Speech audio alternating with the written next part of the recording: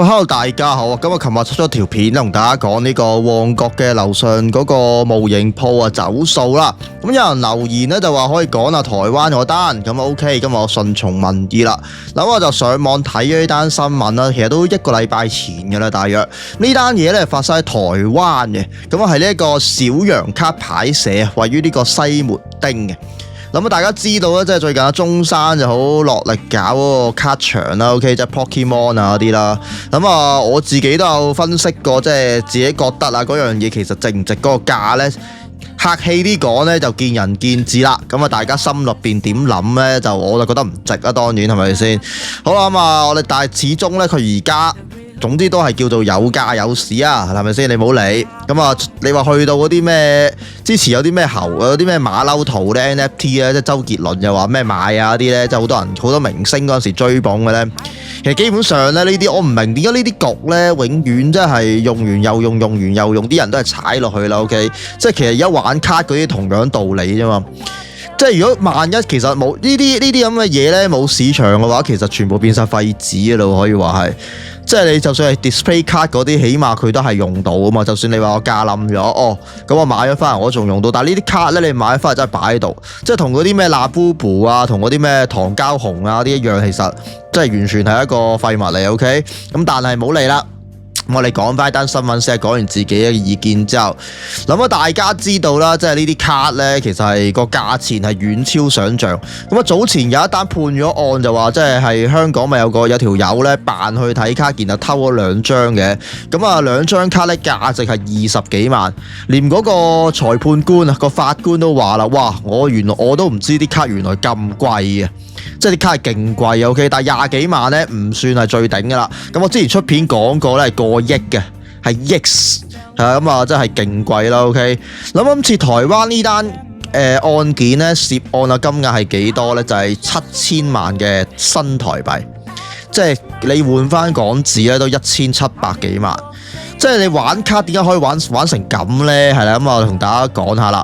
呢一間卡鋪呢，其實就係一間卡鋪咯，其實冇乜好形容。卡鋪做啲乜嘅呢？一般嚟講呢，佢就嗰間鋪呢就會提供個場地俾你，俾啲人去玩卡啦，即係鬥卡啦。然後當然佢都係要賣，佢都會賣卡啦。佢就賣，即係其實佢一盒一盒咁樣賣啦，即係你開盲盒咁樣啦。OK， 呢個其一啦，第二。佢而家有服務嘅，基本上就係所謂嘅鑑定啊。鑑定卡咧就係你寄去佢個官方，即係嗰個公認嘅 PSA 機構啊。大家知道鑑定完之後咧，佢就會有個套俾你，然後跟住有個編號啊，話佢幾多錢啊咁樣，即係簡單啲嚟講係身份證號碼嚟啦。OK， 係啦，即係你因為一定要有呢個鑑定咧，你放喺呢一個二手市場咧，你先買到，即係 bid 到一個靚價咁，係咪先？好啦，嗱呢啲咁嘅鋪頭咧，即係呢間今日要講呢間小羊卡牌社咧，佢其中一個服務咧就係幫啲客人咧去即係寄去鑑定嘅 OK， 然後就即係可能去收取翻少少佣金啊咁樣之類啦。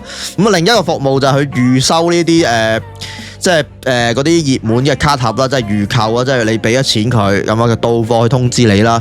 即係其實主要係呢兩樣。我自己覺得啊，即係鑑定嗰度咧，應該係佔咗呢個金額嘅大部分嘅咧。其實好啊，呢一間小羊卡牌社咧，突然間啊〜佢原本就透過一啲 Line 嘅官方群組啦，同埋一啲 Facebook 嘅專頁，同啲顧客咧就喺呢個線上同埋即係個鋪頭度溝通咁樣啦。我估係咁啦 ，OK 係啦。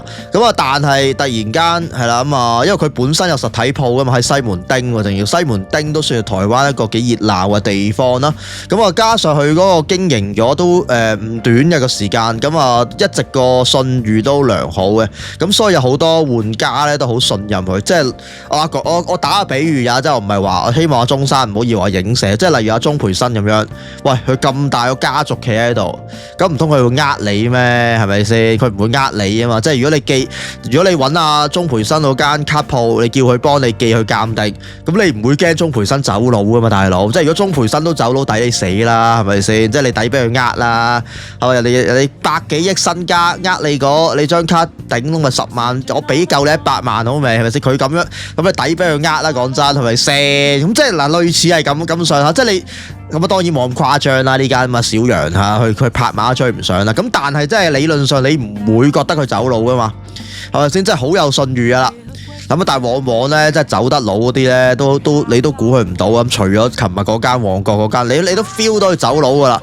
咁我舉個簡單啲嘅例啊，即係香港有啲咩走佬嘅例子啊，就係呢一個乜電器良品啦，係嘛？即係以前喺信和嗰間賣 game 嗰間咧。咁啊，我嗰陣時直播講呢單嘢嘅時候咧，都有啲觀眾話佢嗰陣時啱啱好係 Mon Hun 出呢一個即係 MHW 嘅 I 啊嘛，即係嗰個 DLC 冰原版啊嘛。咁好多即係我個觀眾表示佢落咗訂咧，咁結果就佢走咗數嚇。咁啊，當其時佢到底收咗幾多其他遊戲啊同埋呢嘢 Mon Hun 嘅訂咧，我哋就唔知啦。咁你點會估到電器良品會走佬嘅啫？一般玩家即係可能喺行家心目中一早知佢爆啦，即係佢嗰個經營個手法咧係遲早爆嘅其實。咁但係玩家唔知啊嘛，即係佢不嬲咁有信譽係咪先？其他即係有 event 有剩，佢又咁踴躍支持，又提供一啲遊戲機啊啲。咁你點估到佢走你佬啊？真係咪先？咁你訂 game 梗係放心同佢訂㗎啦，同樣道理嘅咋。即係呢個小羊卡牌社，你估唔到佢走，咁結果佢走個佬。咁突然間咧，即係嗰啲群組全部解散啦，咁啊，然後間實體鋪就關門啦。咁啊，個負責人咧完全失聯啊，咁啊，好明顯係夾帶私逃噶啦。咁啊，佢嗰個涉案嘅總金額高達頭先講咗啦，7000萬台幣，即係港紙係1700幾萬。咁啊，而呢一個佢哋而家嗰個受害者人數啊，好似話有3000人以上。嗱，咁啊，你可以想像到其實有幾龐大啊嗰樣嘢。咁佢哋成立咗所謂嘅自救會啊，其實冇用啊，即係圍爐啊，取暖嘅啫。講真，佢走得佬啊，唔會俾你揾到啦，係咪先？好老實講，即係佢走得佬，俾你揾到佢抵死啦。講真，咁啊，而且你好老實講啦，差佬拉到人，我唔覺得會追得翻呢筆錢咯。係嘛？咁啊，即係我只能夠講咧，即係經一事長一智咯。嗱，我有上網查過嘅。咁啊，如果一般人你自己即係話咁，我覺得好危險喎。如果我手上張卡，譬如我張特別版10萬嘅，有啲絕版可能過百萬添喎。咁我如果咁樣，我要揾佢幫我鑑定，咁啊好危險。咁我如果自己鑑定得唔得？係得嘅，你可以自己寄去嘅。咁但係原來佢係按呢一個卡片價值嚟收費嘅官方，其實好白痴。我有問喂，咁我點知自己張卡？我揾你鑑定就唔知張卡幾多錢啊嘛。咁佢就話啦，你可以上去官網咧睇翻自己張卡咩價值。咁啊最高咧，其實咧你齋要去鑑定嗰張卡咧，已經講緊2500蚊美金啊，講緊係，即係你鑑定已經講緊821685中4，即係兩皮嘢去鑑定啊。咁啊未計啲運費啊、等候嘅時間等等，所以極度麻煩嘅。咁所以就會即係一般人咧就會揾呢啲咁嘅卡鋪咧幫佢哋代寄去鑑定啦咁樣啦。咁啊但係我自己覺得經過今次件事咧，大家開始要反思啊。如果張卡嘅價值真係咁高嘅話，係嘛？即係其實你啲咩格仔鋪走佬啊？呢啲其實之前都有好似銀城嗰單都係咁上下，即係佢去立晒人哋啲卡走佬咁樣，喂，好危險嘅喎，其實咁啊！但係其實玩呢啲卡咧，我都唔建議嘅啦。講真，即係佢幾時爆咁解嘅啫，爆煲就爆 OK。咁啊，總之呢單嘢咧就再一次咧係打擊咗啲玩家同埋用家對商鋪嘅信任啦。